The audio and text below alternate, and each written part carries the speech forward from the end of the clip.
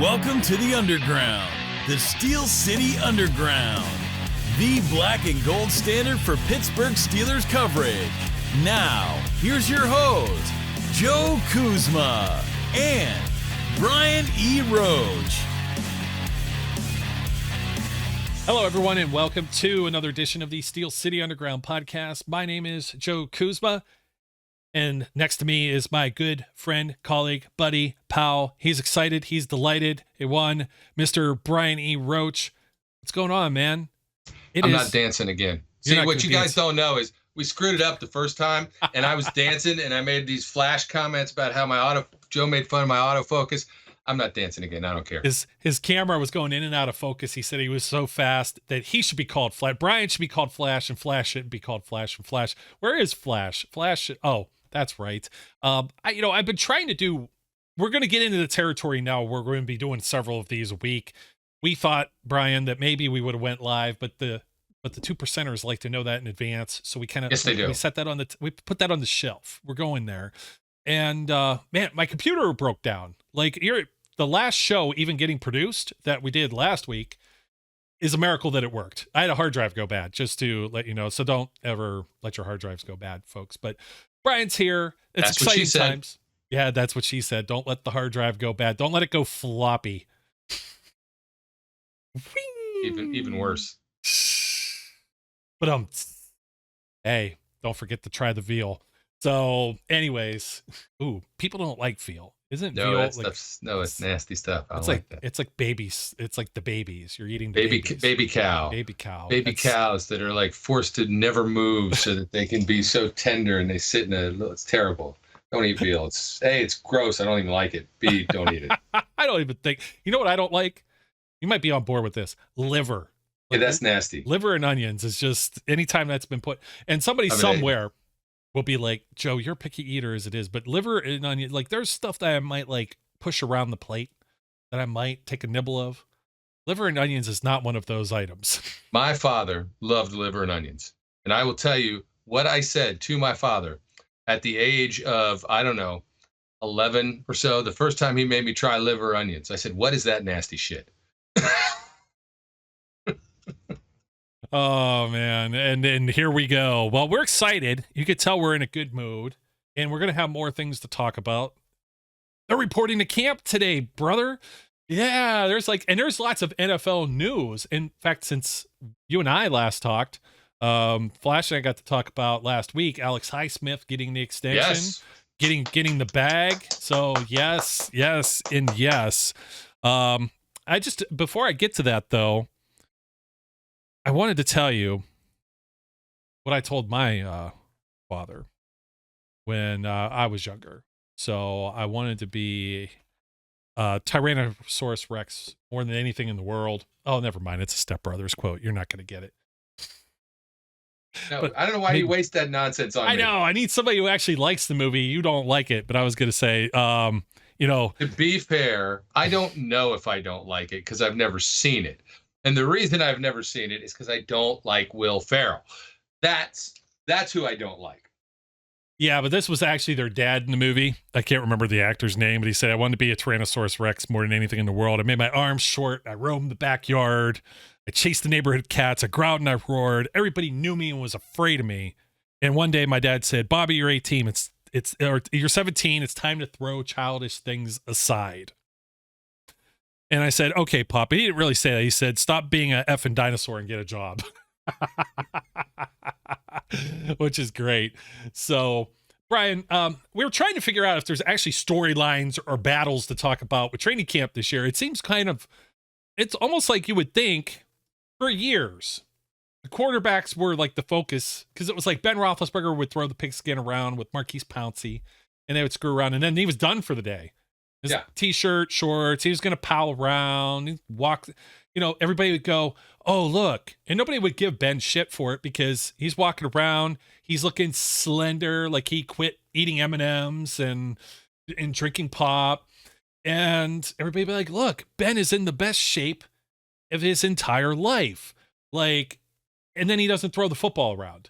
But then what would be made of it is that there are other guys throwing the football around. It was, Bart, whatever his name was, and guys that would never actually get to throw the ball. And Dustin Vaughn got thrown out there one time, remember?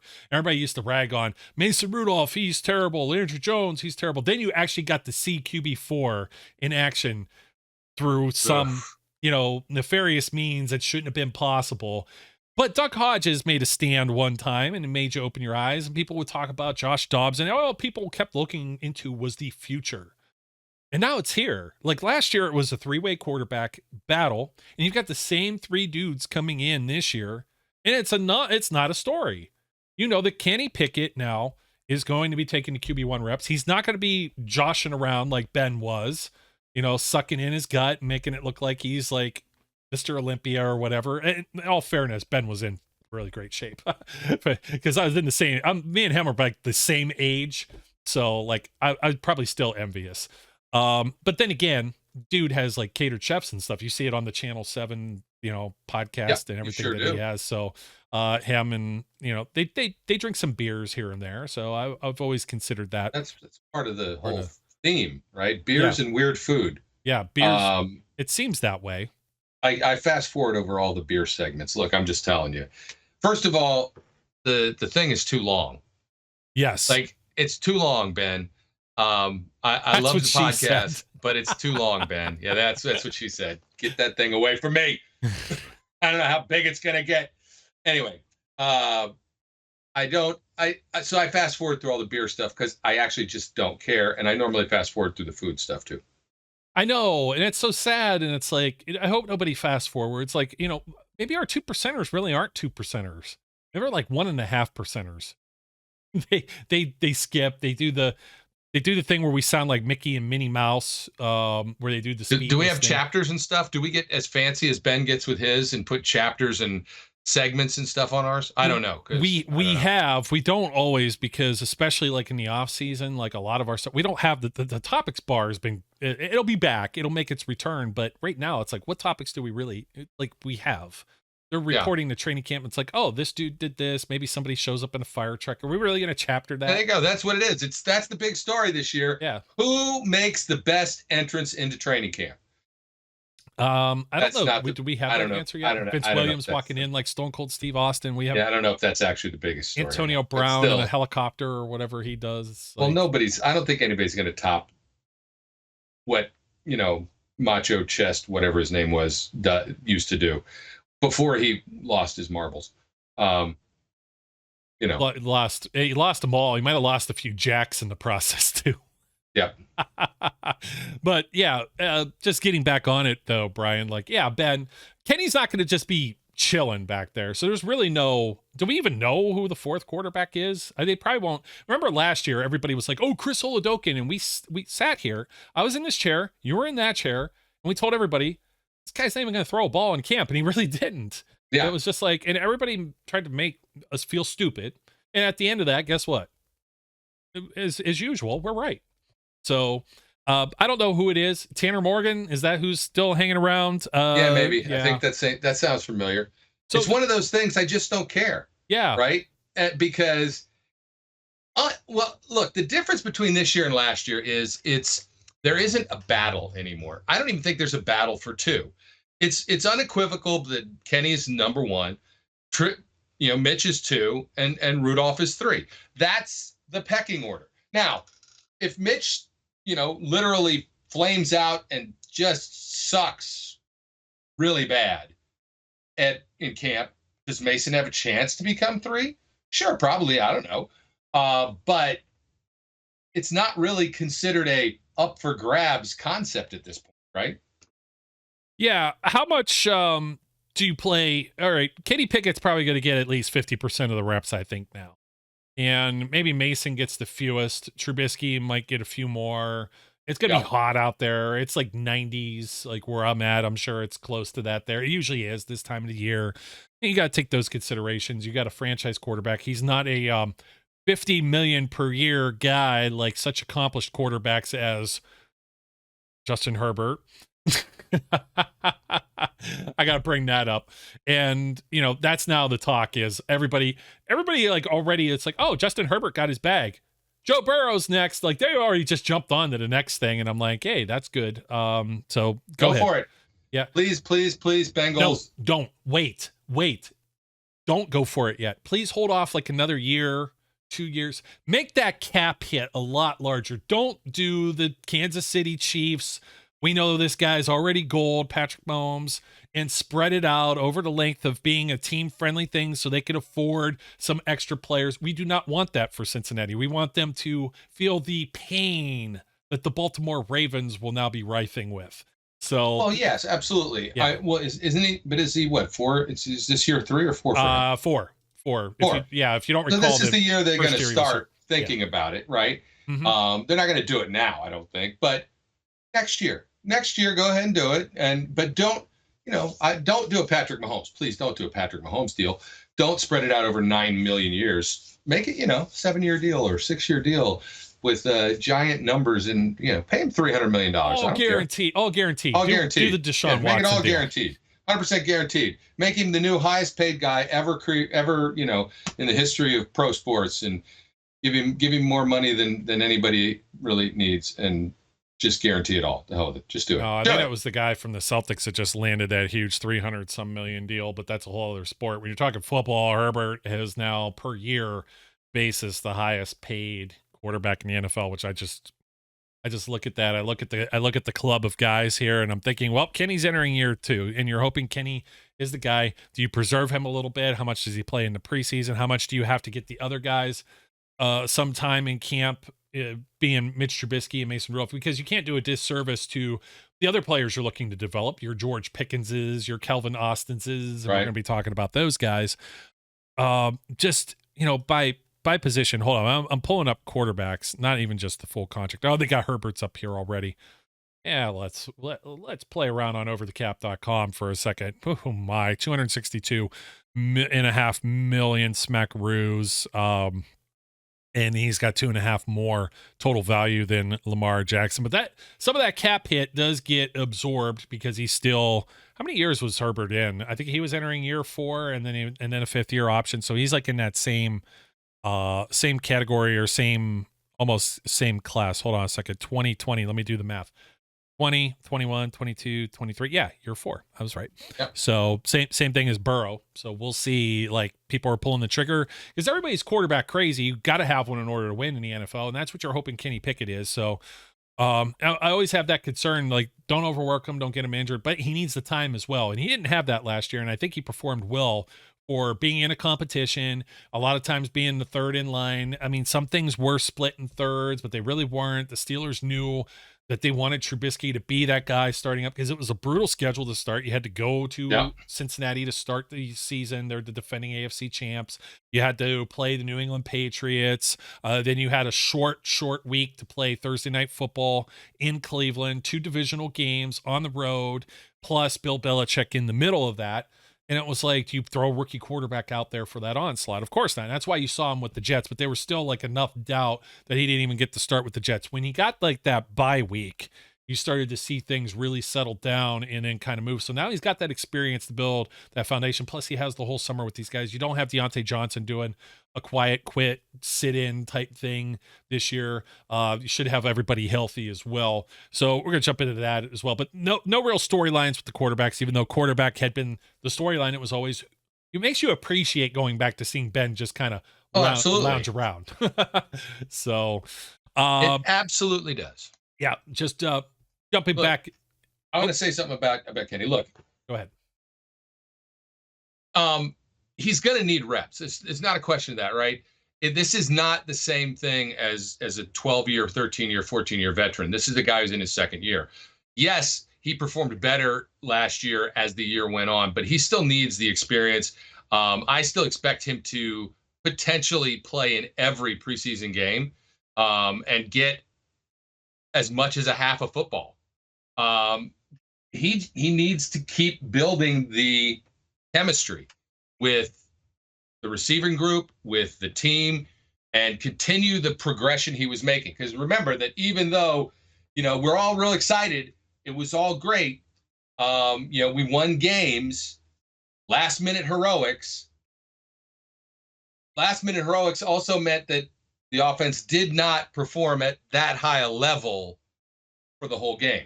And it still needs to improve. So he's going to need some reps. Been doing these positional previews, each positional group over at steelcityunderground.com, written long form format for those of you who also like to read. And it occurred to me that the Steelers defense also didn't always live up to that, although to have a defense be on like 100% of the game is a lot to ask in the National Football League as well. So I won't lay it all at their feet. There's quite a bit of sweeping changes there, and that'll go with these positional breakdowns too. Let me pop back up and just look at this is now sorted average per year with Herbert at the top of he's the king of the castle there over Lamar Jackson, Jalen Hurts, Aaron Rodgers.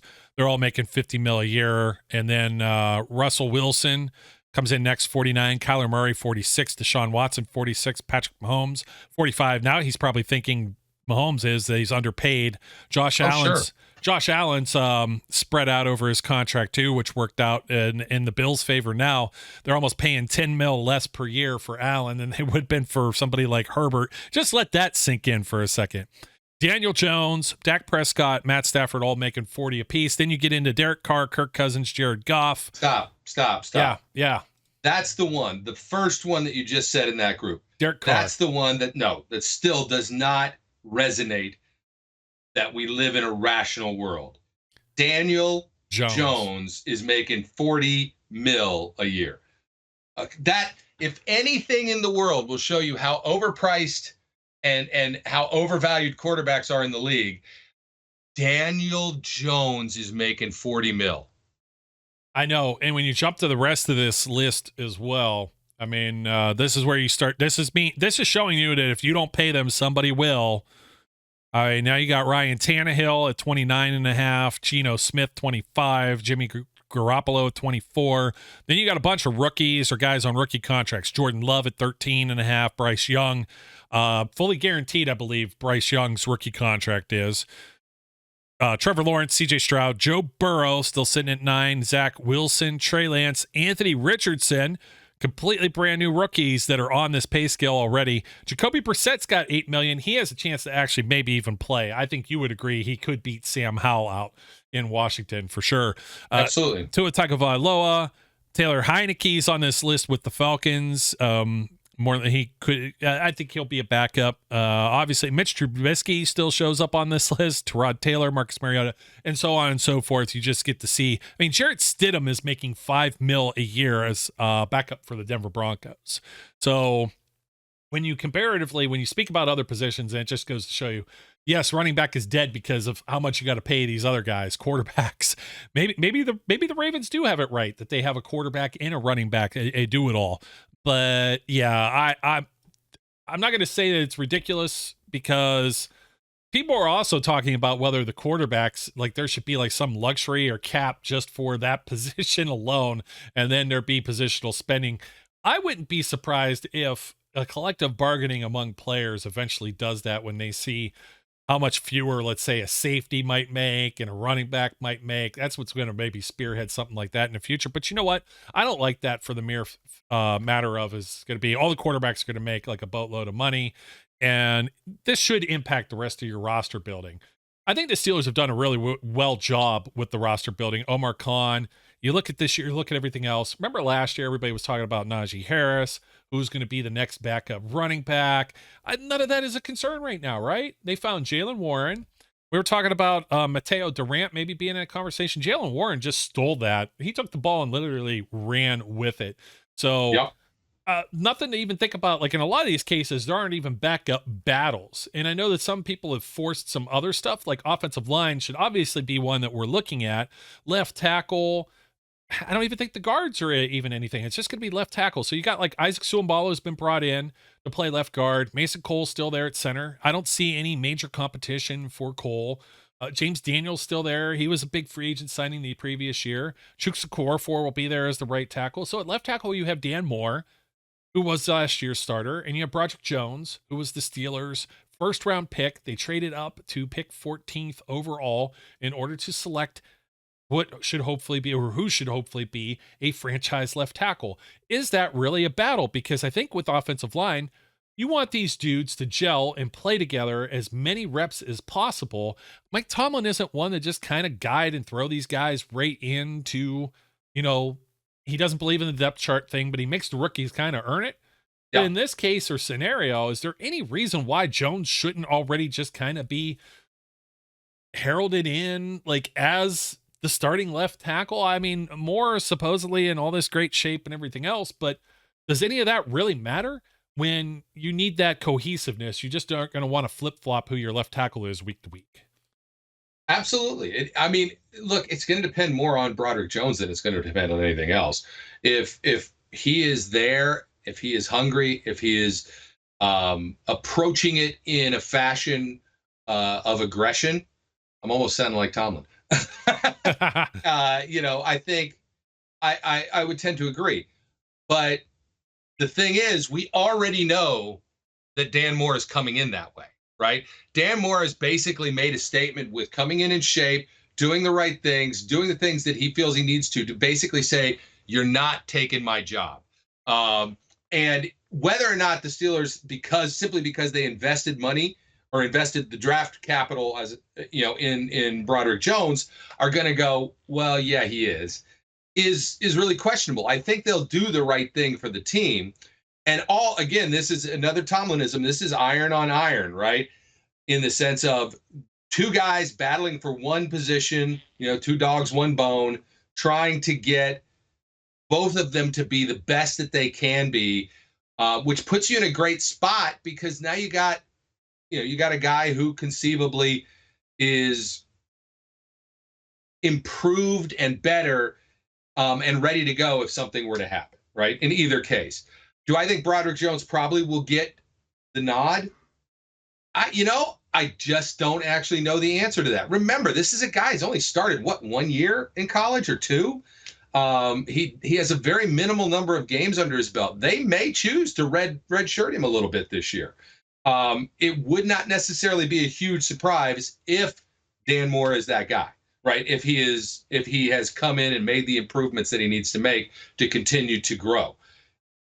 It is, I will say, other than punter, which is of course the best battle to be watching, this is the one that I'm looking at more than anything else in training camp. This and honestly, how the inside linebackers play out. Yeah, we're getting there. We're getting around to that. You know what? Speaking of let's say punters and punters are people too. They are. They are. Should they be considered people? You were like on this like kick, I think before, of BFP being out. But anyways, we do have punter news. We have special teams news. Christian Kuntz and Presley Harvin unloading gear. Harvin had a massage chair. Kuntz towed it up earlier. So they're roomies, it looks like. And Kuntz asked Harvin, how much stuff did you bring? I'm like, well, dude isn't, hopefully he's not moving out anytime soon or that's going to be a problem. But you can see some of this. You see a lot of these moving photos that are running around on, is it Twitter or is it X now? I don't even know what the heck's going on. I haven't been on since the name change. Yeah, I mean, that actually, I don't know if the apps did it, but I haven't been on the web browser to see X. Like, what is going on here? And I've got to hope that I don't have any bad. Oh, you know what? Why don't we do it? Here's Minka. Our good buddy Flash was like, these guys are just lounging around, reporting to camp, blah, blah, blah. But let me get back to Jones real quick. Broderick Jones. If he's not starting, I think that's causing more problems than it's solving, because if he's not up to snuff right away, I think his floor is higher and as high enough to Moore's ceiling. If Moore goes out there and stinks it up and then they're asking why Moore beat out Jones and it's just the Tomlin throwback, old school type, make the rookie earn it thing, people are going to lose their shit. And it's probably not helping like the morale of this team. You got to keep Kenny upright. Imagine if Dan Moore is the guy that's out there, for example, starting offensive line, starting left tackle, and they go out there and they play. Who's first? The Buccaneers, I think, maybe. No. For preseason. Oh, for preseason? Yeah, preseason. I don't know. Yeah, I'm not even saying for the season, but even just preseason. And this is Tomlin's old. It's kind of like sending Sean Swisham out there at Canton, and he goes and makes a tackle, and then his career's ended. Kenny Pickett takes a nasty hit and then he's out through the first couple of weeks of the season because he's recovering from whatever concussion and he doesn't get his time in at camp. Man, that's just like, it's a PR nightmare. I think that's why I don't think there's a battle there. I think it has to be Jones. I think they know it has to be Jones. It's not only so much as the player and the talent of the player and everything, it's also how you handle these situations. And Jones wasn't brought in, much like Kenny Pickett brought in last year, to not eventually be the guy. But with offensive line, you can't hold those guys back for a while and then just kind of ease them in. We'll talk about that with some of the other rookie class here coming up. One of the other, maybe there is battle. Let's talk about tight ends real quick, since we're on offensive line. Sure. Darnell Washington. I think he's firmly a tight end 3 who sees small amounts of reps as the season progresses. I don't think he's not going to be tight end 1. Would he ascend to tight end 2 in some situations? Perhaps. Probably more.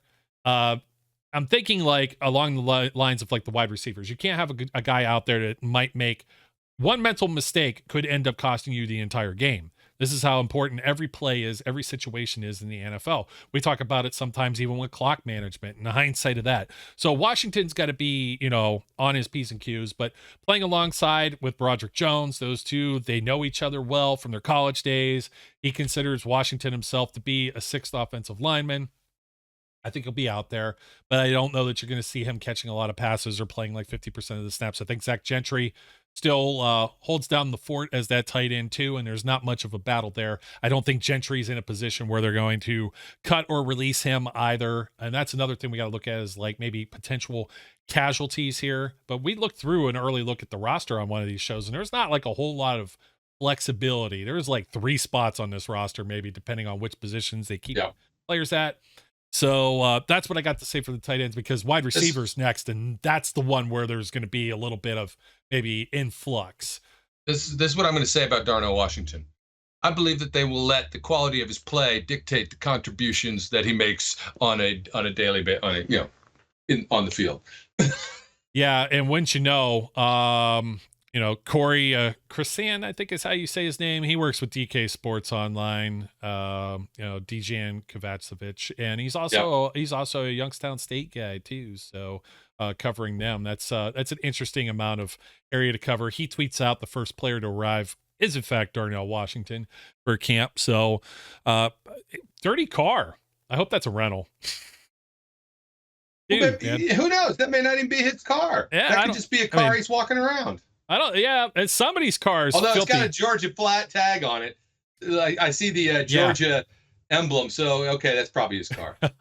Yeah. I'm just thinking, it's like, bro, you're wearing all black. Wait, go back to that car for a second. You're going to get that. You're going to get that dirt. You're going to get that dirty. Your clothing. That's a Nissan Rogue. How's he even fit in that thing? Well, first of all, that's a Nissan Rogue. Did you just get paid, young man? Go buy a damn car.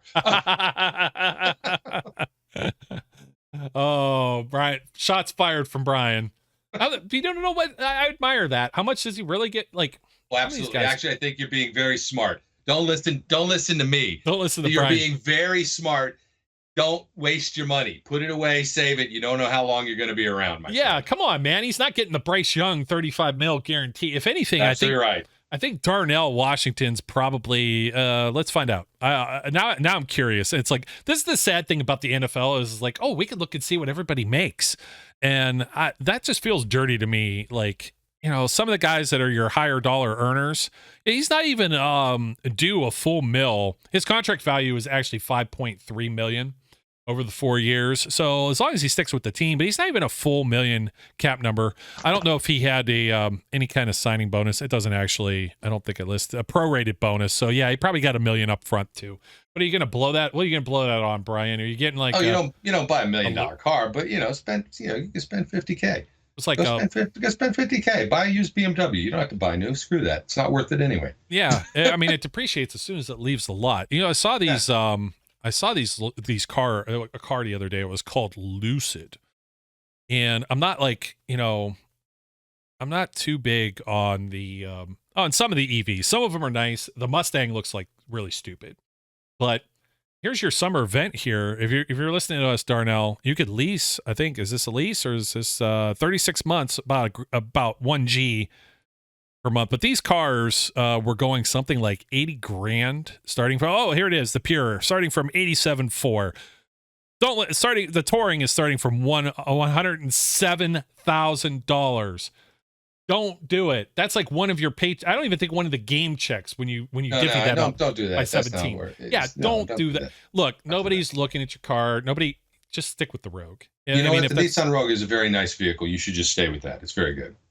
I happen to know people who have Nissan Rogues, and other Nissans. There's also the Versa.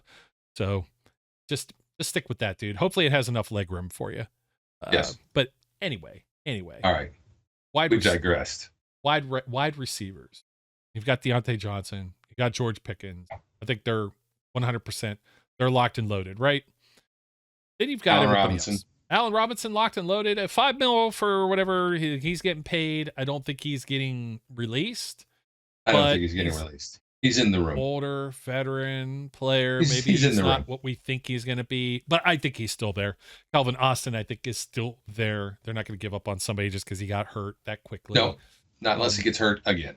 But yeah, now that becomes a little more problematic. But Manny Sanders did that. He was like missing in action his first 2 seasons in the NFL. He had like foot injuries, maybe even through year 3. What happened to him? Yeah, Antonio Brown took his money and ran away. That is well, that whole Young Money crew though, they weren't going to be able to pay all 3 of them between Michael Wallace, Antonio Brown, and Emmanuel Sanders. But you could have a group like that. Now, what helps is you don't have a Ben contract that's standing in the way. So Deontay got his money, and Deontay's money is already being dispersed and spread around. To Deontay comes up again. George Pickens probably comes up again around the same time, but for the most part, we saw with the defense. Well, not again. That'll be the first time he comes. Well, up. First time, yeah, of course. The time frame, he's still got 3 years, and I think Deontay's still got at least 2. His was a 3-year extension, so maybe there was the same time. But they'll figure that out later. That's not even something to think about. But you got that window now where you've got all of these guys kind of like lined up. Austin's still in that part of that same class. He came in as Pickens, but then you've got everybody else. You've got what? Miles Boykin. Mm-hmm. You've got Gunnar Olszewski. Bye. And Brian is not waving the fresh sarcasm sign. Yeah, nope. I think Boykin's in if they keep 6, because I'm trying to figure out what they're going to do with Hakeem Butler, who's the largest of these guys, who had a little bit of maybe a resurgence. You see a lot of these XFL guys that are coming in, and USFL guys too. They're getting tryouts around the league. Yeah. Maybe they developed, they didn't have a chance to showcase, put things on tape. And now it's like, oh, aha, that's a way we could use this guy. So I think Butler's got some size. I think they got it. I think they keep 6 wide receivers. I don't think they bring Boykin back to not have him out there for at least run game and or special teams usage. Allen Robinson, obviously, they traded for. They got to make sure that Austin is 100%.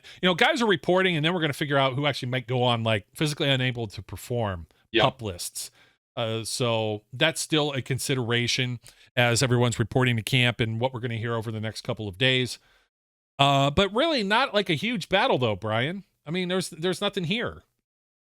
There's nobody that's like, I mean, if you want to say there's a battle, the battle's probably like Hakeem Butler making it, but it's not even a battle against a specific individual. It's just whether he can play well enough to earn a spot. You don't have a dramatic, these guys are maybes and only one will, there's nothing like that in this. Yep. And I think that does it for our offense. You got to go to the defense, where I'm like starting to realize how many sweeping changes you've had from even 2-3 years ago. I mean, I'm thinking about like the days of like the Steelers have Watt and Bud Dupree, and they have Cam Hayward and Stephon Tuitt, and Tuitt just had double-digit sacks, and you're getting really excited to see these guys come into camp. And at one point you had Shake and Bake, you had Ryan Shazier and Vince Williams. That just seems like such a long time ago, and they're always trying to search and find now, since Shazier's injury and then Vince Williams retiring. I mean, Vince Williams falls into like the Lawrence Timmons before him, where you've got the thumper, you got a guy you can maybe send on a blitz, but this isn't the guy you leave on the field in pass coverage, which you try and have somebody that's got some legs, some side-to-side movement, sideline to sideline. And they've been trying to find that dude forever. You were hoping when they drafted Devin Bush, it would have been him. They brought in Mark Barron around that same time to maybe be the veteran to lead that charge, who was a hybrid safety linebacker. You had John Boss. You had like all these different and nothing sticking. Miles Jack last year. Miles Jack might be the biggest swing and miss from where I was really excited about a player and thought, who's the next Potsy? Who's the next big free agent signing that could live up to being a James Ferrier type that played with a different team and gets signed and plays here? And apparently Miles Jack I think he just has wasn't the guy. Lingering, wasn't the guy. Yeah, lingering issues. Like he was more of the Vince Williams type, but just wasn't healthy enough to do it. And obviously, Question is Cole Holcomb the guy? Yeah, we're going to be finding that out. So we'll jump to inside linebackers and then come back to the defensive line here, because there's a lot of change here and there's a lot of change in the secondary, believe it or not, as well. It makes you don't realize just how much is even going there and talking about some of that. No, we'll go to the position battles, but since I'm stuck on this real quick, a couple of years ago, you had Joe Hayden, Cam Sutton, Mike Hilton, and then it was Terrell Edmonds and Minkah Fitzpatrick. And now it's the only guy left standing. Minkah Fitzpatrick. So, I mean, a lot of changeover. This is, I mean, the general look, Minkah, Cam, Alex, TJ are the true four, right, from time, and then throw Larry in there from last year. But that's it. That's pretty much it as far as guys you expect to see on the field consistently. Speaking of. Yep, and there's TJ Watt showing up right after a pizza delivery. I want to know who the guy right behind TJ is. Yeah, who is? Who let the minor in from, that's like the 49er guy. That guy's a spy. That's like the minor 49er. He's like a guy prospecting out there for gold. That guy's he's in cahoots. Get him out of there. Brian, he almost looks like he could be related to you. Like I zoomed in a little bit on him. Wait a minute, look here. Or he's from ZZ My Top. beard is well groomed with our Manscaped products that we have, been generous enough to have. I look fine. Now, look, I'm going to admit, if I take this off, this is a mess right now. This is not good. This is it's too damn long. It's not right. But the beard, I look, I'm fine. I've been doing okay too. Good. Hey, let me pose this to you. And Manscaped owes us some money, so I don't even feel like it's like at this point a breach of contract and they're not a sponsor. And that could all turn around. I'm not besmirching their products, but somebody was in the comments, and I had to go and pull back and say, hey, look, like we're never going to say negative things about a sponsor. I think it's pretty obvious which of the products are good or even great. I never had a problem with the beard trimmer. Not once. The beard trimmer's been great. Yeah. Fantastic. So the original nose trimmer stunk. It was terrible. Oh, the original. That's exactly what I said in the comments. The second nose trimmer is a little bit better. It's better. I have a Panasonic one that like completely kicks its ass still. I don't have a nose trimmer that I think is great. Okay. Yeah, then that's fair too. That is really fair. It's adequate. And I got to tell you why. Do you really want a bunch of blades flying around up in your nose, cutting the hairs off there? No, it's got to be a little bit more relaxed than your normal beard trimmer kind of thing. Go ahead and take your normal trimmer and shove that thing up your nose. You won't be happy. That's a great look right there. I know. And it like froze on you for a second. There was like some buffering. Right, it just froze on.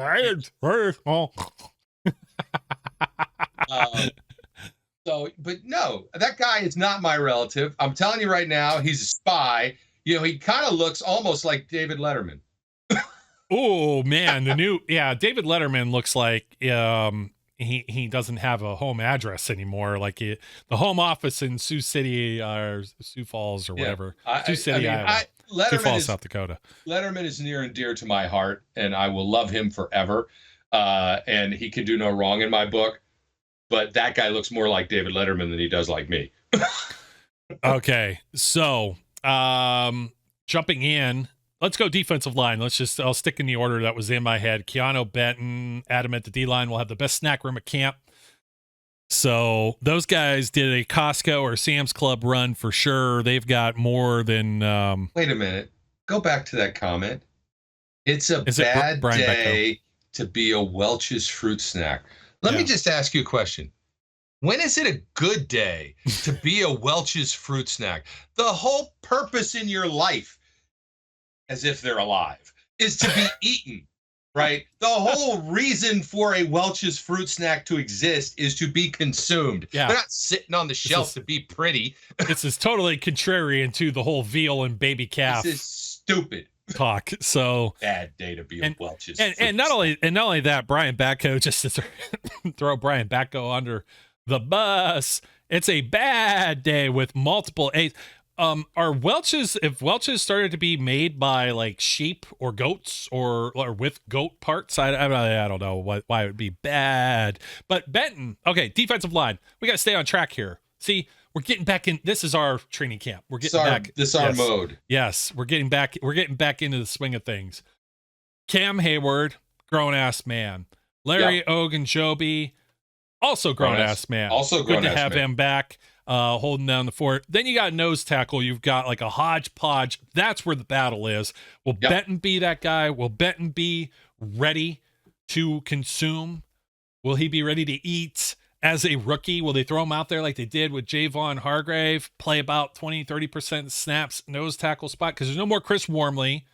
Right. There's no more Tyson Alualu. So you look at that, like Tyson Alualu, Stephon Tuitt, those guys gone. And even like their backups, Chris Wormley, gone. I don't even remember who else was hanging and banging around. But you've got now Braden Fahoiko, and you've got Armon Watts, and I think Watts is going to be a guy, and you got Montrevious Adams, who was the guy last year. But they brought in like 3 other dudes to compete with Adams. I think Adams is an afterthought now. He's like, bench and special teams material compared to Benton or even Watts if they go with the veteran. As I understand, some people weren't happy with Watts in Chicago, but Chicago, like the Bears, it's the Bears. The Bears. They're bad. Thank you for the 32nd pick overall for Chase Claypool. Oh my Thank you so much. Could this deal have gone any worse for them? Yeah. Could this be more of an Omar Khan giggling his brains out and just the next time he calls the Bears, they're just going to hang up on him. No, screw you. I'm out. The hell with you. Yeah, that's pretty true. All that being said, how disappointed am I and you and all of us who were on the Chase Claypool hype train in Chase Claypool? Oh my God. Chase Claypool. If Ben Roethlisberger is still in Pittsburgh, maybe Chase Claypool still is too. That's my train of thought. I just don't think was on the same page with any of the other quarterbacks. Although, if that was really like he's not in the playbook, running the wrong routes, I think that was contributed to part of the turnovers with Kenny early on was largely Chase Claypool. But Chase Claypool made a hell of a catch in Cincinnati. If he doesn't make that one grab from Trubisky, they don't win that game. He also threw a touchdown pass to Derek Watt. Don't forget, one of the 12 touchdown passes the Steelers had last year. One of them wasn't even from a quarterback. That's sad too. Just 12. It's just I'm disappointed that he's basically just dried up into a little puddle of mud. But I mean, Juju's kind of an afterthought now too. He went to the Chiefs and they didn't even keep him, so now he goes to New England. But man, he's going to be a coach somewhere. Let me tell you something about picking up knowledge, man. This is other than Emmanuel Sanders. Right? There are very few wide receivers who have ever left the system that the Steelers run, that they've been drafted in and gone on to be better. Yeah. And Sanders debatably only better because how much was there to go around spreading that ball around when he was, you have Antonio Brown. Like he goes to Denver, but geez, I mean, Denver, Eric Decker, I'm trying to think who else was there at the time, Demaryius Thomas. It was just ridiculous with Peyton Manning. Like he threw the most touchdowns and yards and everything else. He broke a lot of records those like 2-3 years where Peyton Manning until was his there. Arm went noodly. Yeah, they went noodly, and then Manny Sanders didn't talk as much smack. But yeah, I was thinking Juju, man, playing for like Tomlin, Andy Reid, and now Bill Belichick. Like there's got to be something where he's coaching at some level at some point, and he's young enough that he could probably be one of those young and aspiring guys if that's the path he takes, and he like absorbs all of that knowledge. He's got a lot of learning trees to sit under. But nose tackle, that's definitely, I think we've kind of beat that dead horse. Inside linebacker, outside linebacker, there's no competition, so we won't hear any talking heads talk about how Marcus Golden's going to start now that Alex Highsmith got his bag and had 14.5 sacks last season. That's not a competition. That's depth, and there's good depth there. There's even good depth. We didn't even mention with the defensive line, DeMarvin Leal, Isaiah Loudermilk, but those guys are firmly entrenched as rotational and or developmental players for the future. Maybe perhaps in the future, Leal is Cam Hayward's replacement. If Cam Hayward ever steps aside, I mean, what is he now? 33, 34, just continues to get better, age like a fine wine. Your inside linebackers, though, you got to hope that Cole Holcomb is the guy. He's going to probably be the play caller. He was a captain with Washington last year, as was a Landon Roberts, more of the thumper, a captain with the Dolphins. Those should be your two starters, but there's enough to discuss because, as we mentioned, Miles Jack no longer around, Devin Bush no longer around, Robert Spillane no longer around, so they brought the Steelers, Omar Khan and company. They have Mark Robinson there, but this is only Mark Robinson's second year as a pro and only third year playing the position, so he's still learning. He's still a young pup. So they bring in Tanner Muse, who has played safety and linebacker, and Nick Kwiatkowski as well. And I'm looking at Nick a lot more. Nick the Quick, as they were calling him over on Arthur Moats' podcast, I think was calling him that. The more and more I look at him and his experience, I think he's the bigger threat. At first, I'm like, man, this guy got signed kind of late. But they were also looking at Quan Alexander. That means that maybe they might not feel 100% comfortable either with somebody's health or break glass in case of emergency, that they need someone if someone's not healthy. So something to just kind of keep in mind there as the Steelers still try and sort and figure out that middle of their defense, particularly in the base 3-4. That's a very good point, the break glass point. I mean, because Cole Holcomb's had injuries. I think the vast majority of the guys that they brought in have had some level of injury history. So you have to be aware. Right, you have to be aware that's out there. Doesn't mean that they have a tendency towards injuries. Doesn't mean they're injury prone, but they've been hurt. And if you're hurt once, you can be more easily hurt again.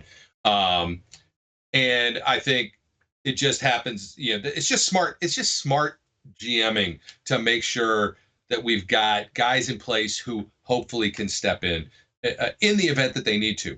Plus, competition is always a good thing. Yeah, competition's always a good thing. It's not to say that I don't I'm trying not to get too hype. I should be, because both those guys were captains for a reason. They're leaders in the locker room. They're both solid players. I've been burned before on this. I can never. Yes, that's the problem. All right. I've gotten very excited about guys and then regretted it. But that happens every year, right? You get excited about a player. I think it's good. I don't even want to say it. I don't even want to say it because I don't want to jinx it. But I'm going to say it anyway because we're on a damn podcast, and that's the whole point of saying stuff is to say stuff, right? Yeah, I can't just sit we don't write stuff. It down. What would be the point of writing, especially for the folks that are audio only? Cole Holcomb is kind of giving me Potsy-like vibes. Ooh. Roberts is giving me the Vince Williams. Oh, yeah. No question about that. Yeah. But Vince Williams nastier. Vince Williams meaner. More Lawrence Timmons-ish. Yeah. Well, more James Harrison-ish. Yeah, that's true, too, because even Lawrence Timmons was an intimidating guy, right? If you saw Lawrence Timmons and Potsy and Troy, right, you'd be intimidated by Lawrence Timmons. Potsy was not intimidating. Troy was not intimidating. If you saw Lawrence Timmons and James Harrison, you'd think Lawrence Timmons was Mr. Roberts. Right? James Harrison. If I saw James Harrison, I'm trying to say, I'd shit my pants if I saw James Harrison. Even if it was like at a kid's birthday party where he's not supposed to be intimidating, I would still be intimidated. Take me off camera while I try and find this. Wait, okay. All right. Wait. I got to take him off. I didn't take him off camera. All right. Now people are just seeing me dig around and stuff. Well, that's okay. I can't help that you have like a literal pigsty that you work out of there. Shut up. All right. See, I found what I was looking for, too. Because I know where all this is. This shit is organized, damn it. Well, he says that as he's still like rooting around. Oh, there it is. Wow. That almost looks like an Olin Mills family portrait. Does it not? I thought these were the Yes. dumbest. Like you got the option when we went to the signing to get portraits, right? Pictures with the player. This is Uncle James, creepy Uncle James, sitting over top of us, right? And like it's nowhere near as bad as creepy Uncle Jack. Oh, geez, that's kind of an interesting appearance. Like, yeah, Jack Lambert, just like, all right, I'm in your picture, but whatever. And then there's with sunglasses on, no less. But what a trio! Look at that. Who you got there? That's Greg Lloyd, my friend. I thought it was Greg Lloyd. I didn't want to misstep there, but knowing so you've got the original Intimidator, the guy who came out with the T-shirt that he was not hired for his disposition. Those giant shoulder pads that they no longer wear, that went up like almost like your head was like sunk into the pads. You got Jack Lambert who throws kickers to the ground because they are guys to the ground who mess with his kicker. You got and just insane. Anyway, you put those three guys together though, and who are you actually afraid of? James Harrison. Yeah, I mean, yeah, still like those are so I love that. That is just like the craziest. The thing is like you need to frame those and put them up like your family. They're so James Harrison's really a part of your family. Right. That's the problem. They're so dumb looking. You could have put Three Rivers Stadium for Jack Lambert in the background. You could have had Heinz Field. I know it's not called that anymore, but it was, and you could have had like a background that you're taking the picture against that would have made it more appropriate. Instead, you had this stupid high school photo background, like you said, Olin Mills. The yearbook. And the pictures just look ridiculous. So I refuse to put them up because they're dumb. Oh, that's so great. Well, anyways, we like Landon Roberts. James Daniels looked like that dude too. Yes, James Daniels is an intimidator. Yeah, I'm looking forward to seeing what Sue Malo looks like out there. Yes, like in some shorts. That's what I want to see. I am almost to the point where I'm revoking my gift of my preseason tickets because I just so much want to see what the offensive line does. How nasty they look. You can revoke, or you. But I'm not going I'll to take right now. It's still what you are on the you didn't Twitter DM me. All you had to do was somebody just needs to DM me on Twitter or X or go. You know what? I've switched over to Threads. Go to Threads. No, don't switch over. Don't be one of those. Forget it. Like that thing was like 500% usage week 1, and everybody's already forgot about it. It's like Google Plus. I know. I try and post in both locations now.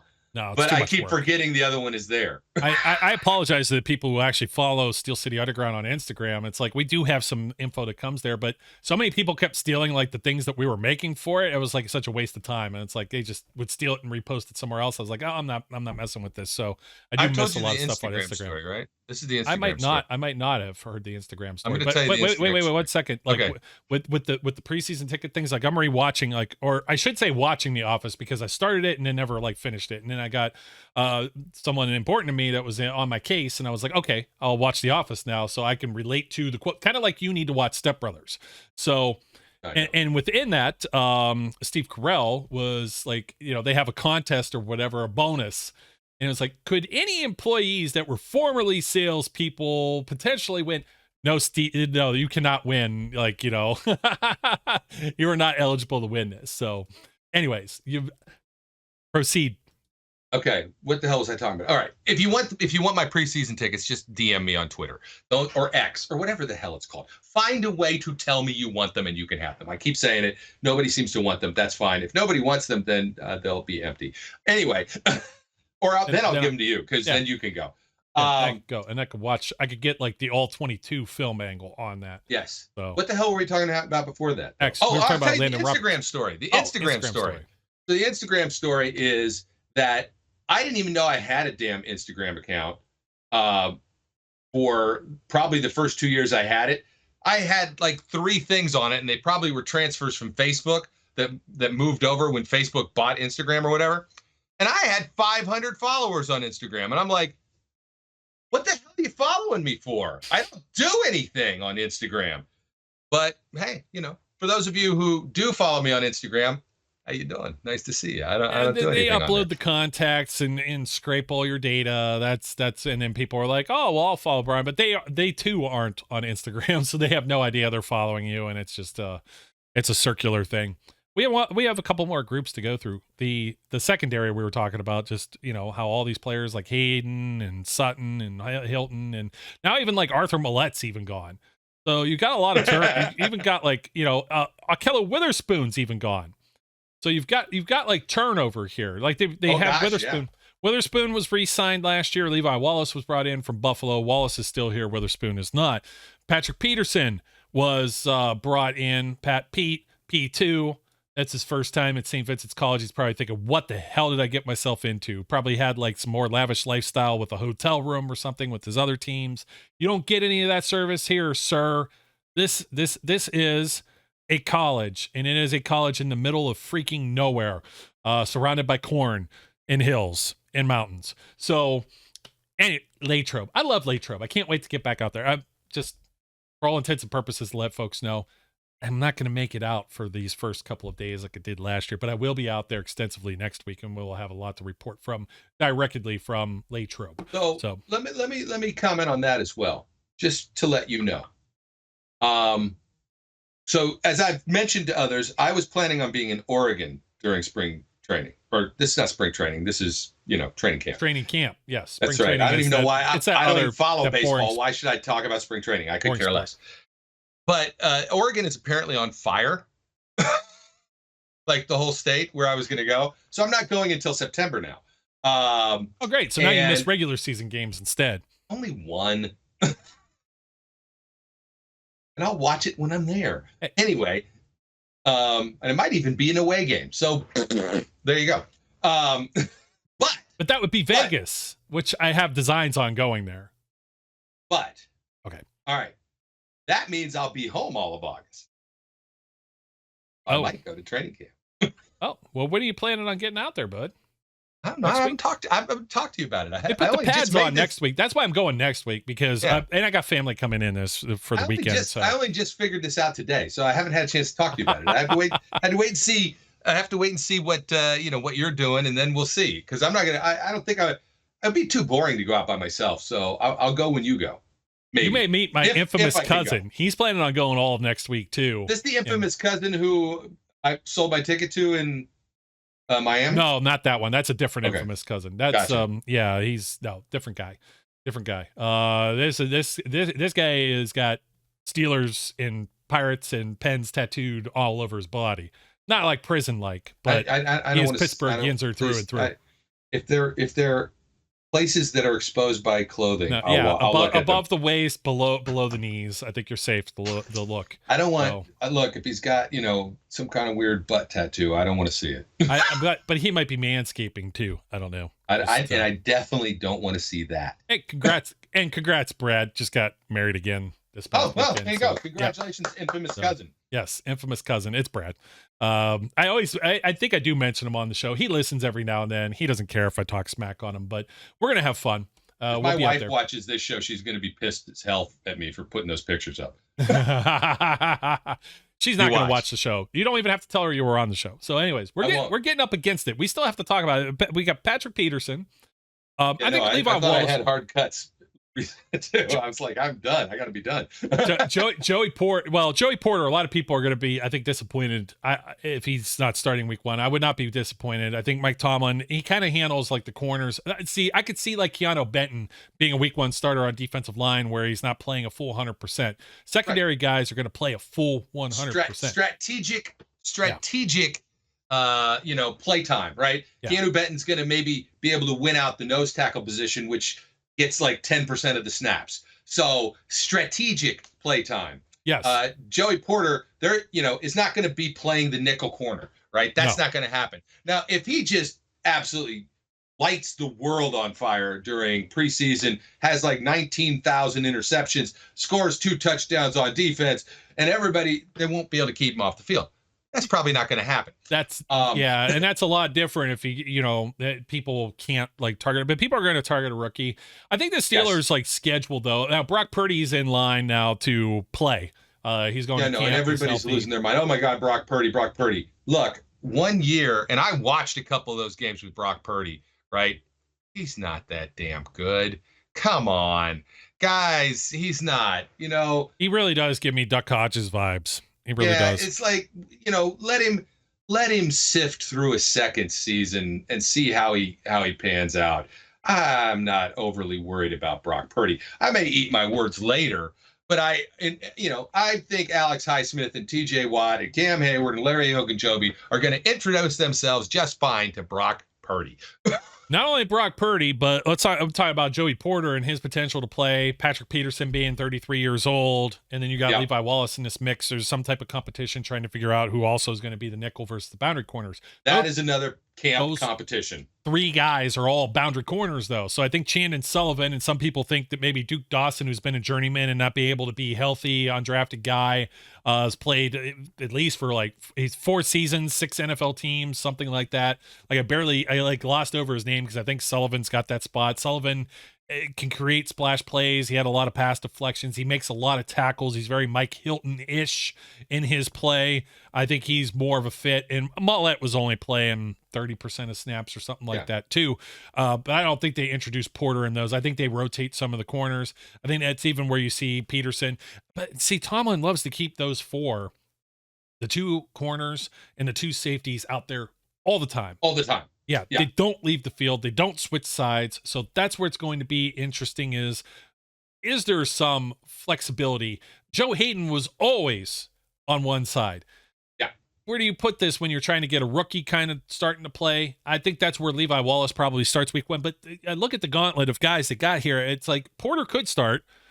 You got Brock Purdy. You got Deshaun Watson at home. Deshaun Watson for a Monday Night Football game with the Dude Wipes jerseys. I think the Browns are going to be wearing. You see that all white thing with the brown streak or the orange, the poop stain in the middle of it. You're saying that the Browns jerseys are comparable to a butt wipe. Well, they're sponsored by Dude Wipes, the butt wipes. They actually are sponsoring the white out jerseys or whatever they're calling them. Did you not see that? No, I did not. I'm not making this up. This like almost is going to leave me completely speechless. I need to hear from our resident Brown fan on this.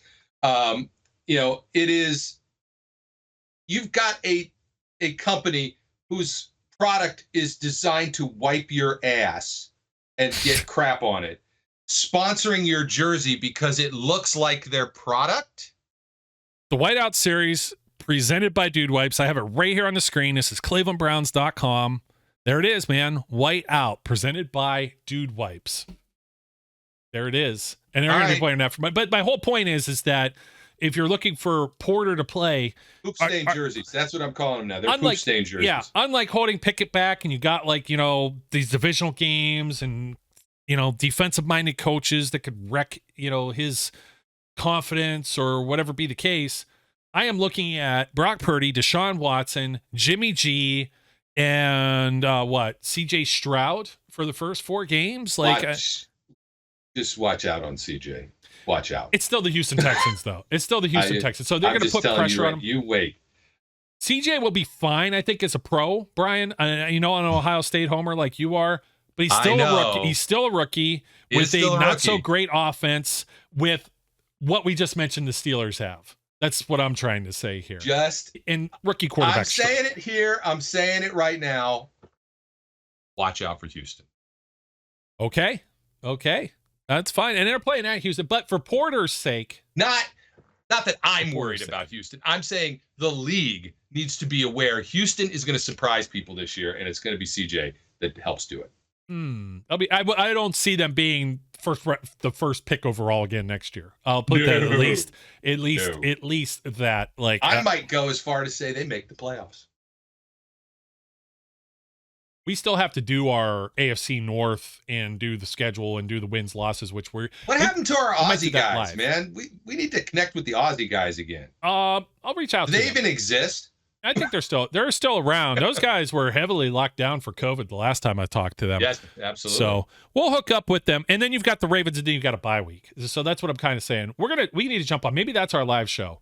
Did we do all three of those at the same time with the Excel sheet and everything with the wins loss? I think we did them all together last year in one show, and we were dangerously accurate with our predictions. So that'll be an interesting one to do. It's not that we make edits or cuts to any of this to begin with, but we're heading into that territory now where we're going to be doing multiple shows. Maybe that's our show next week. We're going to talk about weak links as well, because I think like one of the weaker roster spots still might be, I don't know, inside linebacker. I was thinking that just because there's a lot of uncertainty.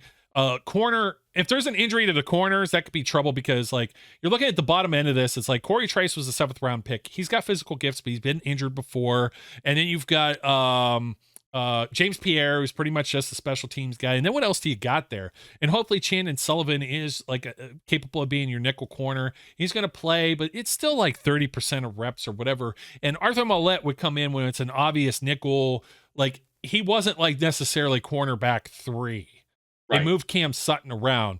Are they able to move Patrick Peterson around? He hasn't traditionally done it. Are you moving Porter around? I think Porter is going to lock down the side, and he's going to be your future Joe Hayden prototype. Does Levi Wallace move around? Well, he didn't last year, so it's like that's where I'm like I struggle with seeing this as the group.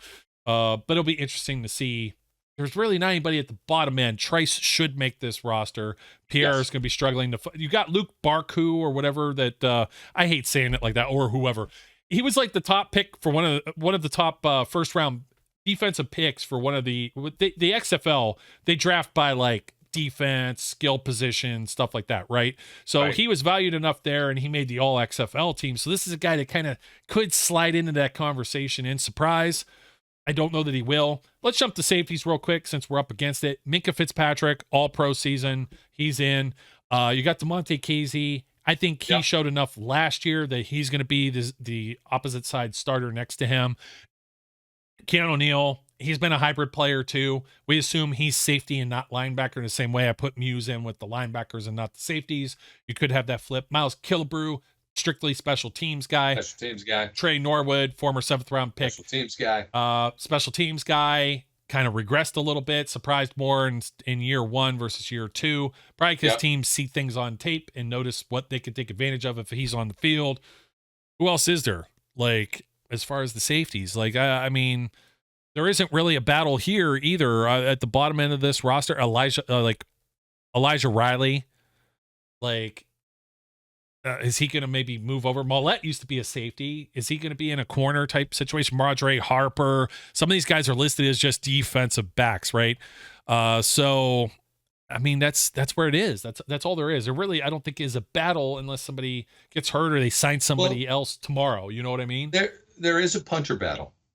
Yeah, but is there really a punter battle? We were going from safety, just jumped straight to punter. Okay, I think there is a punter battle. Boswell's where he is. Christian Kuntz is definitely just where he is. I don't think there's certainly not a kicker battle. I don't think there's a long snapper battle. But then again, I didn't think there was a long snapper battle when they drafted a damn long snapper, and then this guy won the job.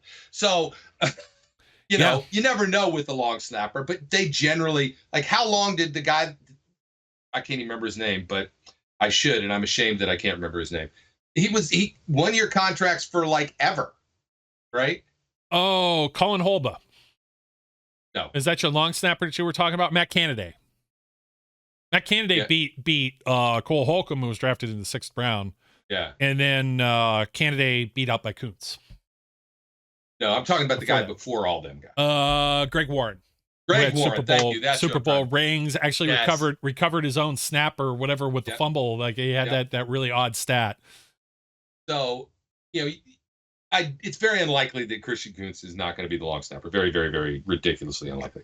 But I do think that there's the guy that they brought in, I can't remember from where, and put on the roster has a better average than Persley Harvin does. I know his name.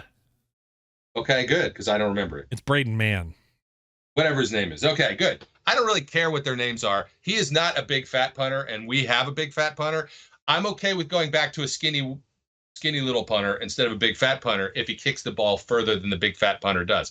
Plus, for how many ever years the big fat punter's been around, the big fat punter has not knocked anybody out, and that makes me sad. So getting into this in the 20 percentage, Presley Harvin, year 1 rookie, 35.7%. He had 25 of his 70 punts go there. 69 punts last year. Nice. larger average per punt, 44.5 to 42.6 the previous year. And his net yards, 41.1. That was better. However, 5 touchbacks, only 20 of those, 29% in the 20. There may be a real competition here. I know when the Steelers draft people, they tend to latch on. Man, a punting machine. 82 punts his first year, 16 games played, all 3 seasons with the New York Jets, where he was last year, where he kicked it another 83 times.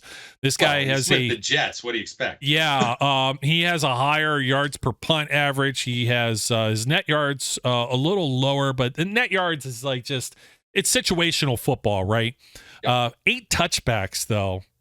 27 though within the 20, 32.5%, and then he had a 34.1% in 10 games the previous year with the Jets.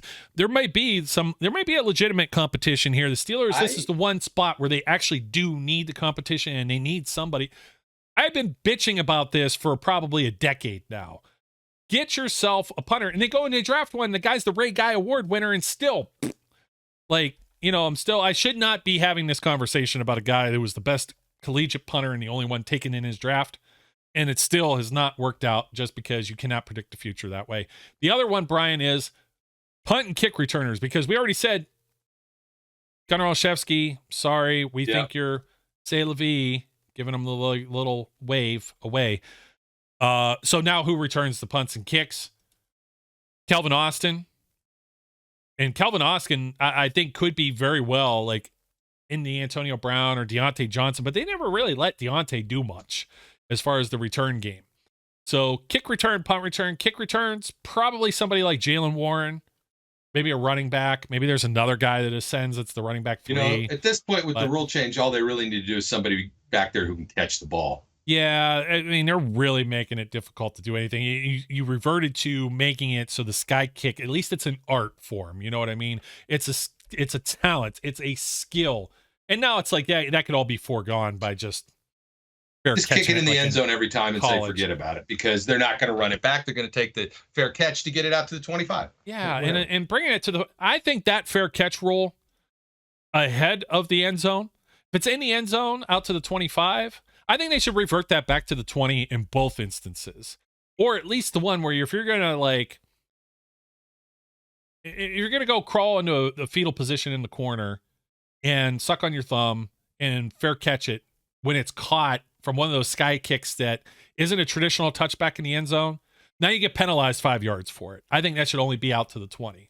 That's my own personal belief, because that extra 5 yards makes such a percent. But the NFL is just, they're ramming the offensive football down our throats. And that's the reason why they have this. They'll tell you all about the safety and whatnot. The XFL figured that out with their kickoffs, and there's like the study and research behind why they do the kickoffs. They have everybody kind of like line up in certain spots. If you've ever seen the way that their kickoff, the kickoffs there work, it's just like a completely different thing where people aren't like running like 5,000 miles. Like, they're basically all just like lined up, and then nobody like moves until like it's received, right? They figured it out. The NFL, for whatever reason, doesn't want to figure that out, and that's because they want more touchdowns. They want more offense. They just don't want those touchdowns coming from kick returns. They also just don't want the heat of concussions and injuries and everything else falling on them as well. So, yep. Well, Brian, I think they do need a kick returner. Somebody else could fly out. I don't know if Hakeem Butler is capable of that, but that's something where if they put him in that spot, returner and a punt returner, yeah, you need both. Like, the kick returner is like a lot less important, that's but the punt return is. He's got to catch the ball. The kick returner just has to catch the ball now. Doesn't matter. But Ryan Switzer, Gunnar Olszewski, these guys just not cut it. Steve Sims isn't there anymore, so yeah, you need somebody that's going to be able to do that. Maybe Calvin Austin's that guy. I doubt it's Allen Robinson. I doubt it'll ever be George Pickens. It won't. No. It won't be. It won't be Deontay Johnson with his $1 million or whatever contract. There's too much at stake for those guys to be playing in those roles. Calvin Austin, I think this is where he can make some hay, particularly if Robinson's going to be the wide receiver 3. Gives Austin some reps and some chance to show some of that shake and bake. I got an idea. Be one of the fastest guys he was in the draft. He should be there. Since, it's always good to get playing time no matter where you're playing, right? So let's assume that this guy can actually just catch the ball. I say make Mark Robinson the kick returner. Fresh sarcasm served daily by yours truly, Mr. Brian E. Roach. Thanks for joining me, Brian. we had a long one here, but we have an appetite for content. Training camp is back. I'm excited. There could be another show later this week, but more than likely, I think we're going to bounce around the next week. Maybe we'll have even a live show next week just to give you a little bit of programming heads up. And also, I got to jump back in and got to get Flash is going to be chomping at the bit. He might be out there at camp during the weekend as well. And see, I wish there was something with like Monday. I got some travel going back and forth. Like I said, I got family coming in, doing other things. And then I'll be out there and I'll be in Latrobe. And it's Latrobe. You will hear like Matt Williamson and Dale Lawley and those guys say Latrobe. That's the way it's said. It's not Latrobe, Latrobe. So you got to be like one of the locals and say it right, damn it. Do you get that in Latrobe? Yes, I do. Yes, I do. I was sitting there having some adult beverages at a Permani Brothers, I think in Greensburg. And I had people say it's not like. You're not getting what I was saying. It's okay. You just went right over your head. Yeah, probably the same thing as I was saying. Just the first part of it. Do you get laid in Latrobe? Not from lack of effort. Maybe not. There you go. I don't know. Give it a shot. Yeah, is that same Permanis? I'm not going to give it a shot. You give it a shot. Yeah, but you're not permitted to give it. I'm not allowed to give it a shot either. Not anymore. I'm speaking of last year. Yes, when I may have been available to do things like that, then that's a little different. So hats off, right? So, anyways, folks, don't ask me questions like that. I can't. And by the way, if I go deets. hats off, there's no way I'm getting Latrobed. Well, actually, now that you mention it, it might be something that may have been a possibility, but it wouldn't have been with like a random stranger. Okay, so we'll put it the other way. So there you go, Brian. It would happen maybe if you ever took the wife on a trip every now and then. I just got back from a 10-day road trip with her. So you're getting laid somewhere other than Latrobe. You know what she said? Or maybe not. You've been married a while. We're never doing that again. and she meant more than one thing by that. I take it. So. Well, no, she just really didn't want to drive all the way to South Dakota again. Oh my goodness! You drove to South Dakota from New Jersey? I drove through New Jersey, through Pennsylvania, through Ohio, through Indiana, through Illinois, into Iowa, all the way through Iowa. I texted Tina, who yelled at me because I didn't have any time to stop and say hello, because I didn't have any time to stop and say hello, into Nebraska, up to South Dakota, down through Wyoming, Colorado, New Mexico, which is where my mother was.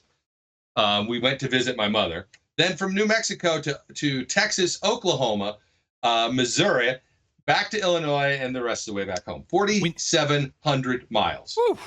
You need one of those like Indiana Jones graphics with the red dot that's hitting like each of the towns. And just... Yes. All right, folks, that'll do it for us. Don't forget to like, comment, subscribe. Stay tuned. We'll have some eyes on the ground training camp stuff coming for you real soon, real quick. Until then, next time. My name's Joe. His name's Brian. We encourage everyone out there to be safe, be good, and we'll catch you later. We would like to thank you for listening and remind our listeners to follow us on social media and our website, www.steelcityunderground.com.